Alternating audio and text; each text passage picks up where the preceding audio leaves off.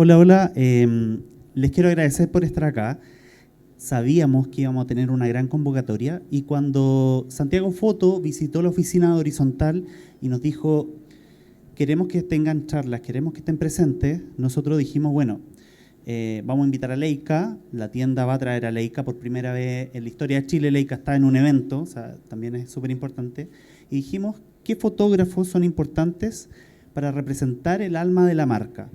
Y en estas 4 charlas que hemos ofrecido, yo no puedo dejar de destacar que cuando le dijimos a don Luis Poirot, venga, no hubo ni una cuota de duda en estar acá. Así que muchas gracias, don Luis. Gracias. Ustedes ya lo conocen, así que la verdad es que es un honor presentarles a don Luis y que nos cuente un poquito. Ustedes ya conocen sus fotos, pero van a ver un montón de detalles e historias que va a transmitirles a ustedes a través del lente de una cámara Leica, que hoy día quizás es su favorita, ¿o no? Si no se haga castigo. Así que gracias, don Luis, por estar acá. Nos cuenta su historia, su anécdota y qué ha pasado por ese ojo fotográfico, porque la cámara es la herramienta, pero lo que importa es qué es lo que ve el fotógrafo detrás de ese lente. Gracias. Vamos a empezar a ver la foto. Sí, aquí Dominique le va a ayudar con la presentación, así que usted le hace así y pasa la diapo. ¿Ya? Los dejo con don Luis. Aplauso de bienvenida.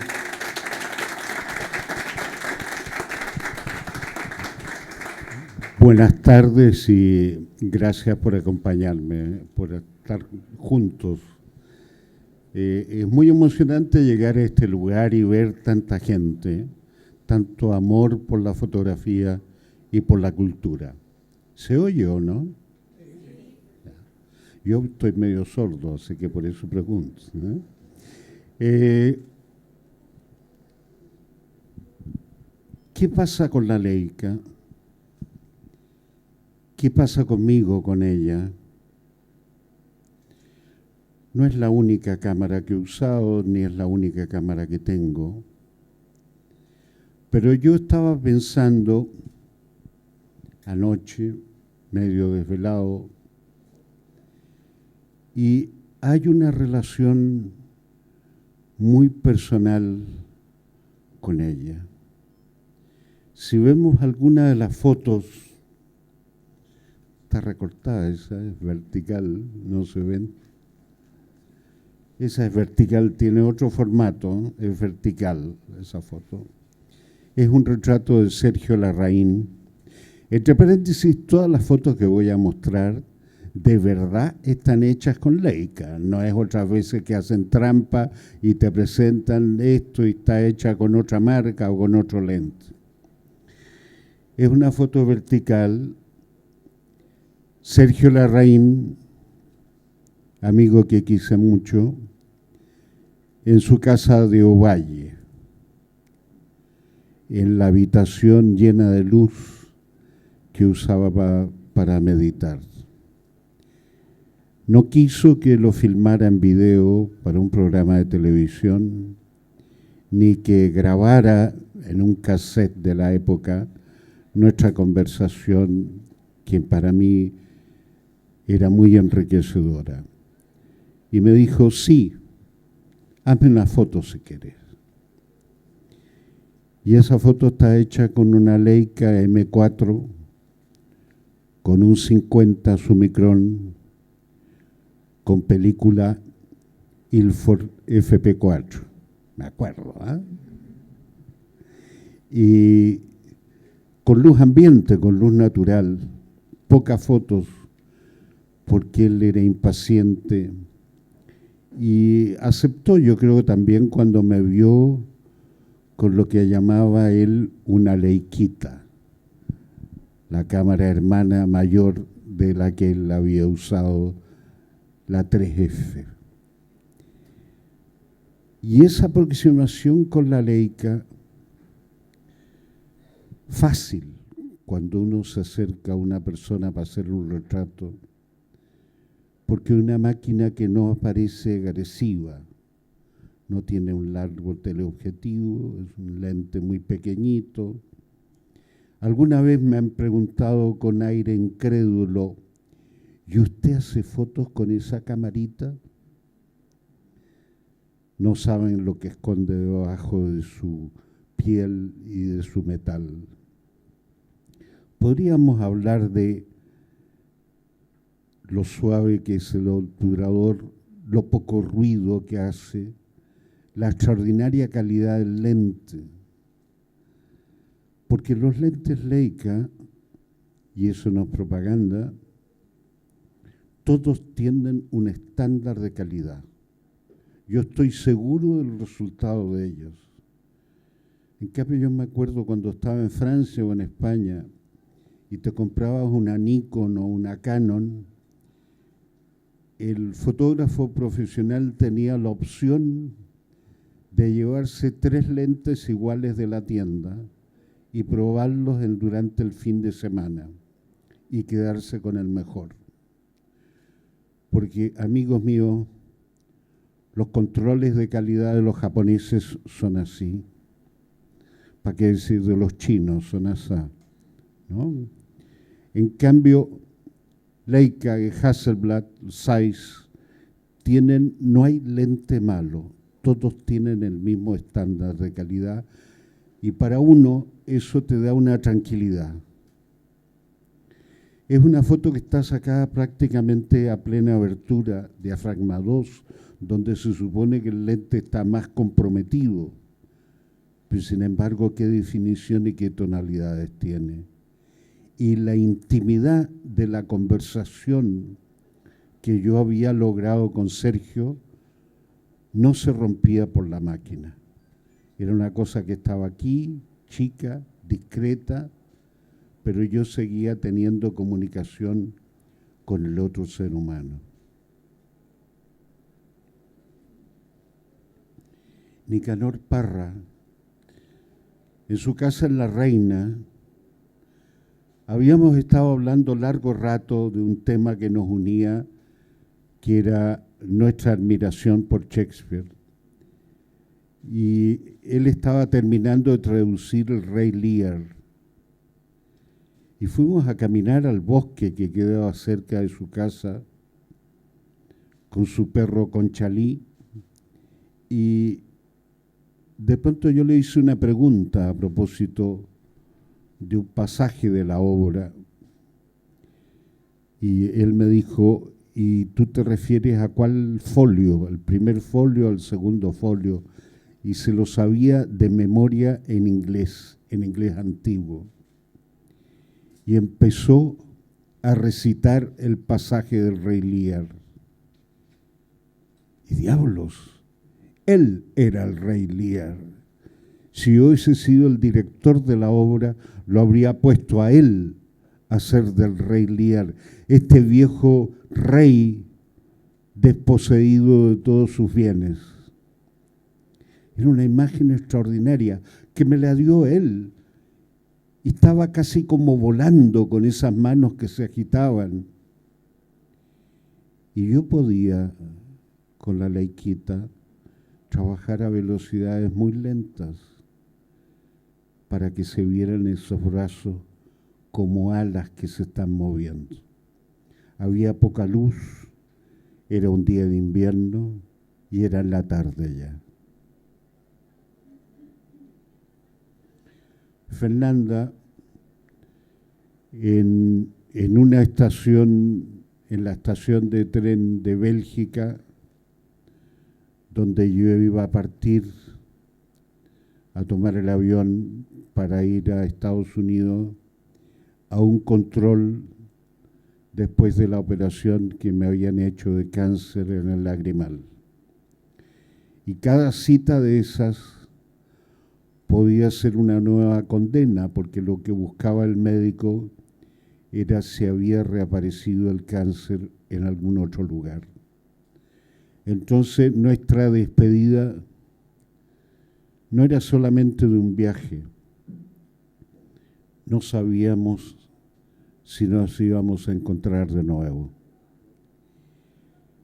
Con un lente 35 Summicron gran angular, ese espacio vacío de la estación y ese desamparo de los dos. Edouard Bouba, fotógrafo francés en París. Lo había visto en una librería especializada en libros de fotografía, que ya no existe, la Chambre Claire, y estaba cobrando sus derechos por unos libros de él que le habían vendido.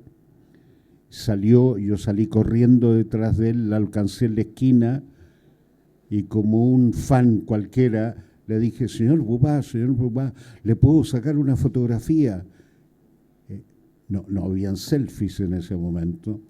Y me dice, sí, pero que sea rápido porque tengo que ir luego a otro lugar. Y le saqué rápido 2 fotos, con una M6 creo que era, y con un 35, ese pequeño gran angular que a veces uso mucho. Parado en la esquina de tránsito, pero con el ambiente de la ciudad. Igual, esta cámara pequeña, poco pretenciosa, no fue un obstáculo entre nosotros dos.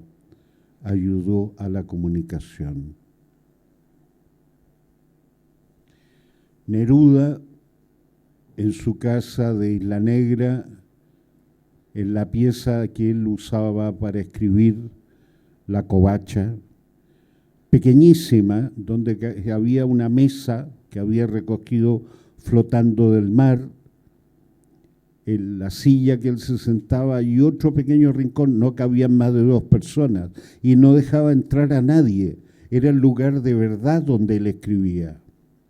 Yo estoy pegado a la pared con un lente 35, ¿no? Era una Leica M2 que me había prestado mi hermano, no era mía, yo todavía era demasiado primerizo, no había llegado a tener un poder económico como para tener una Leica, mi hermano era arquitecto, y yo no sabía que esa Leica tenía desajustadas las velocidades, entonces dejaba entrar más luz de la que era necesario, y es un negativo que está muy sobreexpuesto, o sea, muy negro, muy poco transparente, y cuesta muchísimo hacer una ampliación.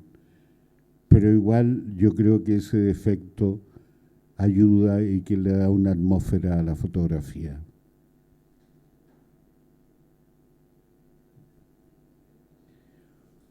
Otro amigo que ya no está, Centelles, Agustín Centelles, valenciano, catalán, fotografió la Guerra Civil Española, a mi juicio, con fotos mucho más interesantes de las de Capa y otros fotógrafos. Fue el segundo español que usó una Leica el año 36. Y él me contaba, yo tomaba desayunaba en Barcelona con mi mujer y mi hijo, tomaba el tranvía y me iba a la guerra. Y llegaba a la primera línea al frente con su Leica y como todos los otros fotógrafos andaban con cámaras grandes, trípodes y todo lo demás, él se podía meter en las trincheras, en primera línea de combate. Y estaba encima de todos y lograba imágenes únicas. Además era muy inquieto. Poco después fue nombrado encargado de fotografía del gobierno autónomo de Cataluña y cuando terminó la guerra cruzó a pie la frontera con Francia con una maleta con los negativos. Llegó a Francia, lo internaron en un campo de concentración al borde del mar y convenció, no sé cómo, al jefe del campo que lo dejara fotografiar el campo de concentración y fotografió la vida de los otros republicanos españoles prisioneros. Empezó la Segunda Guerra Mundial, entró a la clandestinidad con los republicanos, otros republicanos españoles y con los franceses que se oponían a la invasión alemana. Hizo pasaporte, fotos de pasaporte, de carné falsa, hizo todo lo que pudieran trabajando en la resistencia, arriesgando la vida. Terminó la Segunda Guerra Mundial, el 45, se quedó unos años en Francia y luego pensó en volver a España, donde estaba su mujer y su hijo. Y volvió a cruzar la frontera a pie, sin los negativos. Dejó los negativos en Francia con unos amigos y llegó a España, donde fue detenido e interrogado durante 2 días, pero él no había hecho nada, era solo un fotógrafo. Si supieran lo que puede hacer una fotografía. Entonces lo dejaron libre, pero con prohibición de trabajar en prensa. Solo podía hacer fotos de tipo social o publicidad. Y así pasó el tiempo de la dictadura, haciendo fotos que no le interesaban, pero pudiendo criar y alimentar a sus 2 hijos. Murió el dictador y los amigos que lo conocían y sabían de sus fotos, porque era un gran desconocido esa etapa de su vida, lo empujaron a que volviera a Francia a buscar los negativos. Y un día partió con otro fotógrafo en auto, fueron al sur de Francia, tomaron la maleta, cruzaron la frontera a las 3, 4 de la mañana, cuando pensaban que los aduaneros no iban a estar tan atentos, y llegaron a Barcelona en la madrugada, entre medio de los aplausos de los amigos que lo celebraron con una botella de champán. En el centro de fotografía donde yo hacía clases, le prepararon una exposición y con motivo de la exposición también una charla donde él proyectaba sus fotos en blanco y negro. Era con una película que existía que hacía diapositivas en blanco y negro. Y me propusieron hacer la charla junto a él, puesto que yo también había rescatado mis negativos de Chile años después de que me había ido y había logrado salvarlos de la destrucción.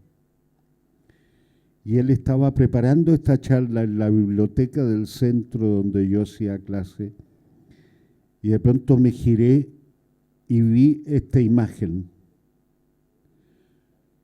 Mi Leica M2 no tenía fotómetro. Película Tri-X, lente 35, y intuí una velocidad. Dije, en 30 con 2 será. Y era. Y saqué la foto. No muchas. Mientras él tiene fotos en las manos, fotos en la cabeza, fotos en los ojos, fotos en el corazón. Yo volví de Barcelona el año 85 y ese mismo año fue el segundo fotógrafo que tuvo el Premio Nacional de Fotografía. Fui a despedirme de él y le dije, Agustín, ¿y qué vas a hacer con ese turro de plata que te han dado del premio?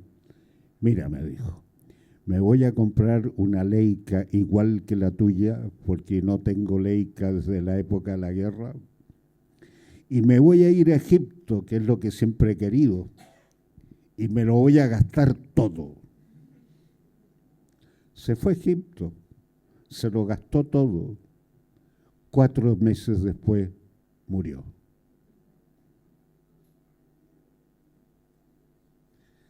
Kertész, en Arles, en el sur de Francia, en el Festival de Fotografía. Yo venía de París en mi citroneta verde color cacatúa y me desvié del camino para ver alguna exposición, y tomándome un café en una plaza peatonal, vi un viejito solo tomándose un café. Me quedo mirando un rato y digo, es Kertész. Me acerco a él, le hablo en francés y le digo, señor Kertész, ¿a usted le importaría que yo le tomara una foto? Yo no soy ladrón de fotos. Para mí el acto del retrato es complicidad. Tenemos que estar de acuerdo los dos y es una cosa que se hace de a dos. Y por supuesto llevaba una Leica con un 90 milímetros y me dice, sí, por supuesto, siéntese, toma un café conmigo, muy amable. Era el hombre que yo adivinaba siempre que había sido humilde, amable, discreto, cariñoso.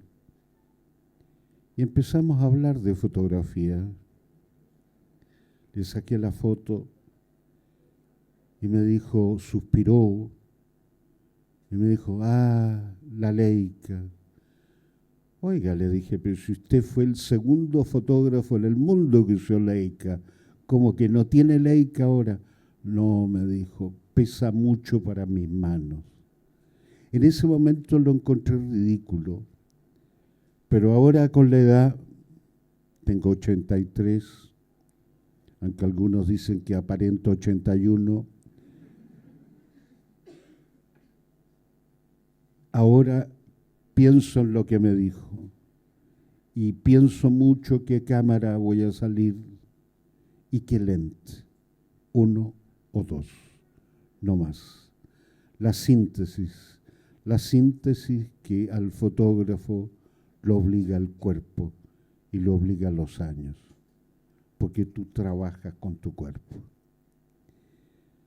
Poco después la gente que estaba alrededor se dio cuenta, se acercaron, le pidieron que firmara libros, fotos, y ya ese pequeño momento mágico se acabó, pero para mí queda como algo imborrable. Imborrable que pude lograr con esta cámara, que no es una herramienta para mí, es un cuaderno, es un diario de vida, es una confidente. Yo le hablo y no estoy loco. Y yo sé que me permite hacer cosas que con otra cámara quizás no lograría. En Chillán, el gran escritor, poeta, esta era la única habitación que estaba arriba del techo y que él usaba para escribir. Apenas cabíamos los dos. Y yo, si bien llevaba otra cámara que le había hecho foto, una cámara de formato medio, trípode y toda la parafernalia, para subir a ese lugar solo podía por una escalera pequeña de caracol llevar una cámara y era la Leica, otra vez con un gran angular.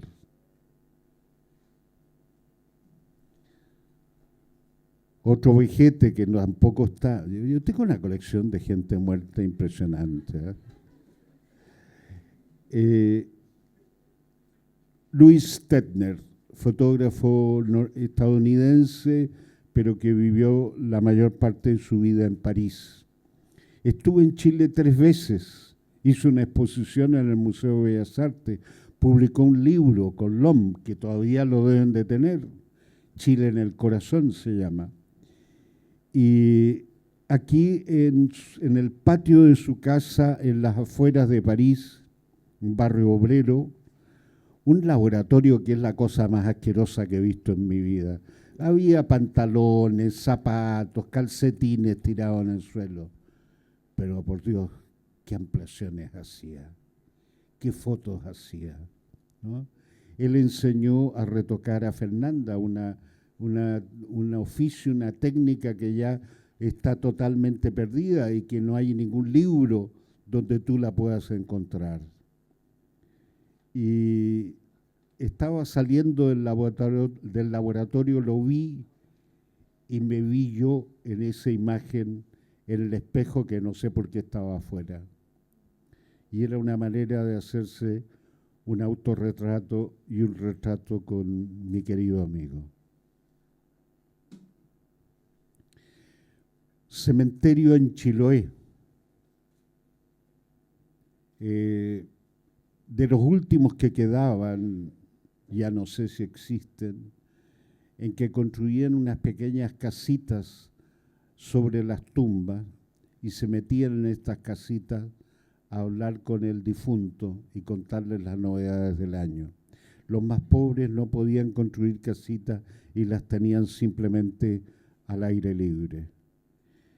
Y había un movimiento, un ritmo, una organización de formas, como dice Cartier-Bresson, la precisa organización de formas, de líneas, una geometría que se produce en un momento determinado y que le da un sentido a ese momento. No tuve más explicación ni más lógica con eso, fue una borrachera visual con la Leica y un 35. El mismo momento, una pareja que va llegando al cementerio. Yo ya me iba, ellos iban llegando.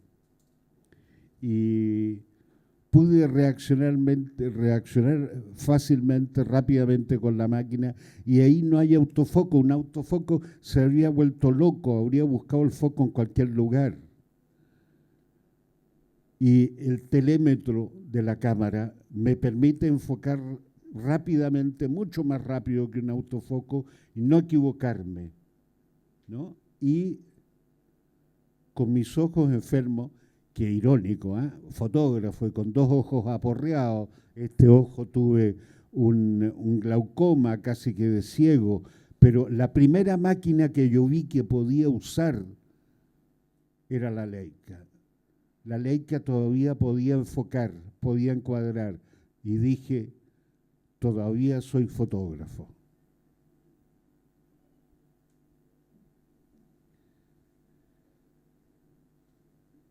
Las manifestaciones del 2019, la gran marcha, la gran concentración, esto era en la puerta de la Biblioteca Nacional. Todos los fotógrafos estaban en Plaza Italia. Y yo me fui a la biblioteca porque me dijeron que iba a haber una manifestación de cantar canciones de Víctor Jara, El derecho a vivir en paz. Y llegaron ahí 300, 400 guitarristas y cantaron, y yo me emocioné. Y tengo la cámara, era una multitud que no te dejaba espacio, tenía la persona a esta distancia, y al lado y atrás. Y tomé la máquina por encima de mi cabeza, la tenía puesta con un pequeño motor, con un gran angular, un 21 milímetros, y sin encuadrar, sin saber lo que hacía, con la cámara aquí, moviendo y sacando fotos. O sea, la foto la hizo la cámara, no la hice yo. Y ahí terminamos. Entonces, como les digo, mi relación con esta cámara no es lógica, no es racional, es pasional. Muchas gracias.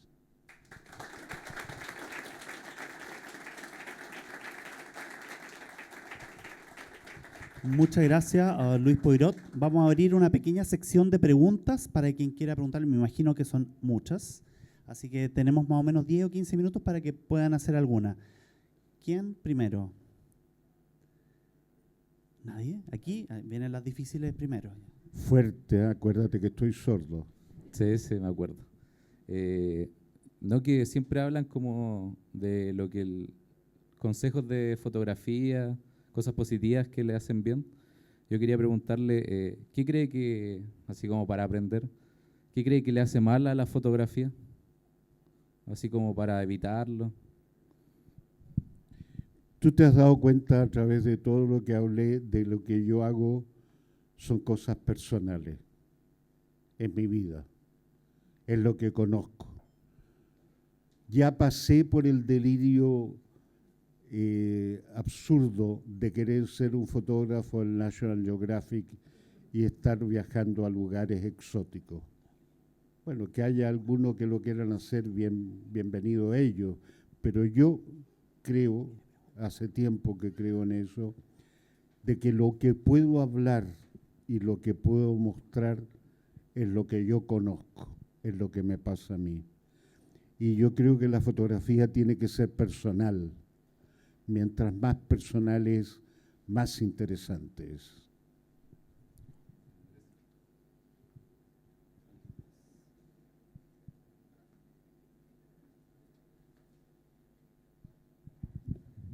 Don Luis, buenas tardes.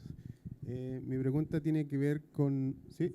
Mi pregunta tiene que ver con Sergio Larraín. Yo entiendo que fueron amigos y yo quería saber a grandes rasgos qué es lo que podemos rescatar de Sergio, sobre todo considerando su mundo interior y lo que usted comenta de este mundo que hacerlo más personal, sobre todo a los que estamos pensando en la fotografía.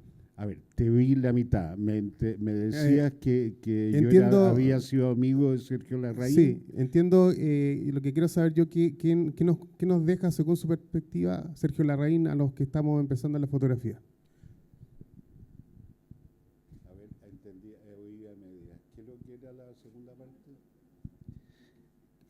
¿Qué nos deja Sergio Larraín para quienes están partiendo en la fotografía?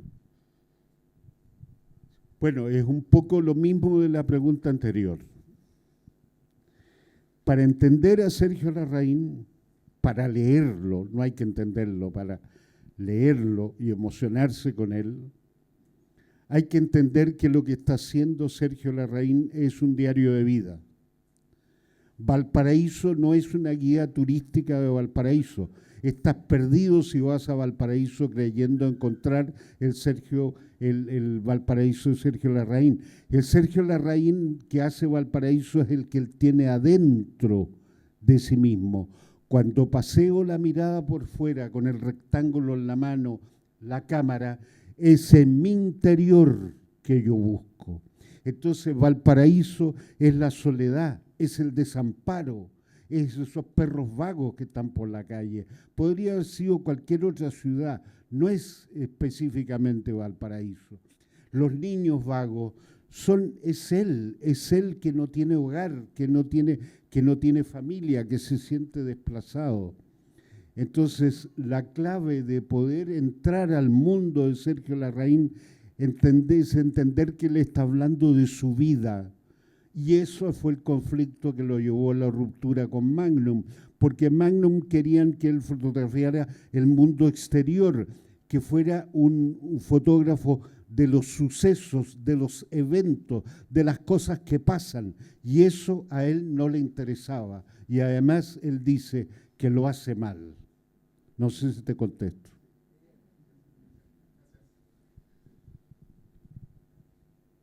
¿Más preguntas, alguien?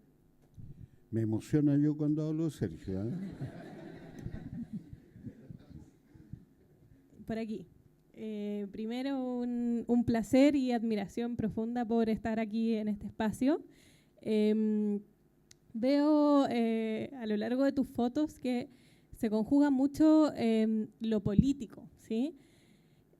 Tú mencionas que dentro de tus fotos también hay algo muy personal, muy íntimo. ¿Cómo logras dialogar un poco lo político con lo personal? Como haciendo alusión a esta frase de que lo personal también es político. Bueno, yo soy político porque soy ciudadano. Simplemente por eso, porque no soy indiferente a lo que pasa a mi alrededor. De la foto de las guitarras, yo ya era un vejete y no había salido a la calle hace muchos años, desde la época que trabajaba en el diario El País en Barcelona. ya no estaba en condición física de salir a correr y arrancar de los carabineros, ¿no? Pero sin embargo salí porque sentí que era mi obligación, que en ese momento lo que estaba pasando en mi mundo, en mi país, en mi sociedad, era demasiado importante, lo que estaba viviendo la juventud, lo que les pasaba a mis hijas, ¿no? También, yo tengo 2 hijas chicas, no soy el abuelo, soy el papá. Entonces, yo reacciono con el mundo, no soy indiferente. Y eso a mí me hace evolucionar. Pero ojo, yo no soy partidario de algún partido, de algún grupo en específico. Ya lo fui en algún momento en los años 70. Ya no, ¿no? Si tú quieres ubicarme, soy un hombre que tiene el corazón a la izquierda. Sí, lo tengo a la izquierda, pero también tengo muchas dudas con la izquierda. Pero es como todos nosotros, como todo ciudadano, yo no puedo ser indiferente a lo que pasa a mi alrededor, ¿no? Yo creo que un creador no puede ser indiferente a lo que pasa. Otra cosa, yo no estoy metido en la pequeña política, en la pequeña cosa. No estoy metido en la política para obtener un trabajo, una pega, un nombramiento. No. No sé si te contesto.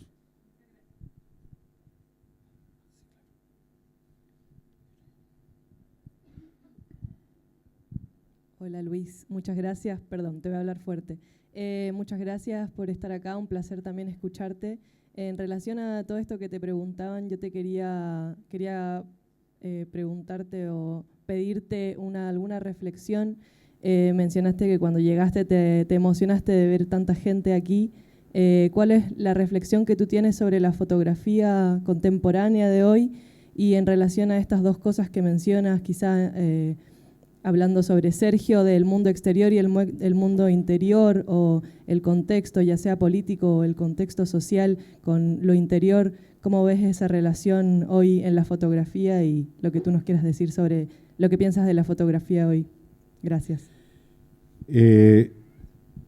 Yo estoy usando y aprendiendo a usar una cámara digital, que es una herramienta que me aporta elementos complementarios a mi cámara con película.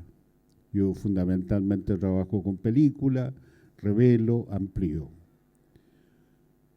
Y lo que me inquieta, tiene unas ventajas lo digital, sobre todo trabajar con poca luz. Pero lo que me inquieta de lo digital en general y de lo electrónico en general es la conservación.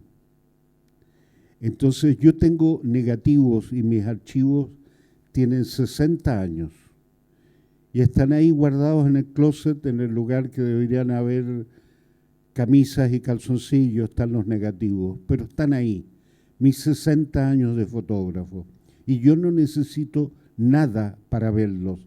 Los saco, los pongo en la mesa del comedor, una lupa, una ventana que me dé luz y se acabó. Reviso mis negativos. Y el que venga detrás mío también va a poder verlo. Pero lo digital va cambiando de norma cada rato y tú tienes que traspasarlo. O se te pierden o se te olvidan. Yo tenía algunas fotos que me gustaban mucho, que había hecho con una cámara digital que me habían prestado y las tenía en el computador y de repente el computador reventó y se perdieron las imágenes, ¿no? Entonces me inquieta el futuro de la parte memoria de la fotografía. Tú sabes que yo trabajo con la memoria. Yo trabajo con las cosas y los personajes que no quiero que se olviden. Esa es mi obsesión, ¿no? Guardar aquello efímero como la vida que va a desaparecer. Entonces me inquieta ese elemento de la fotografía y me inquieta los fotógrafos que solo estén haciendo digital. ¿Qué va a pasar con esos archivos? Don Luis, tenemos la última pregunta desde la transmisión para regiones y nos hacen la siguiente pregunta que sería la última. Lamento los que quedaron ahí pendientes. ¿Qué es lo que usted busca en cada retrato? Ay, nadie sabe lo que es un retrato. Ni la fotografía, ni la literatura, ni la pintura, ni la escultura ha podido explicar nunca qué es un retrato. No sabemos explicar. Algunos dicen que es un juego de máscaras y que el fotógrafo lo que hace es quedarse con una máscara. Yo lo poco que sé es que es un encuentro de dos voluntades. Es un encuentro, es una cita entre dos personas, dos seres humanos, y que en un momento fugaz, se produce un encuentro. Y ese encuentro a lo mejor queda en una fotografía, más no sé del retrato. Le damos una calurosa despedida, don Luis. Muchas gracias, don Luis, por compartir con nosotros. Horizontal le tiene un regalito a usted. Leica también. Gracias a todos y los quiero invitar a todos a que vayamos a cachurear la cámara de don Luis y las nuestras al stand de Horizontal para que puedan conversar con don Luis, le hagan algunas preguntas. Supe que algunos le querían tomar retrato, también se va a poder, así que gracias a todos por venir.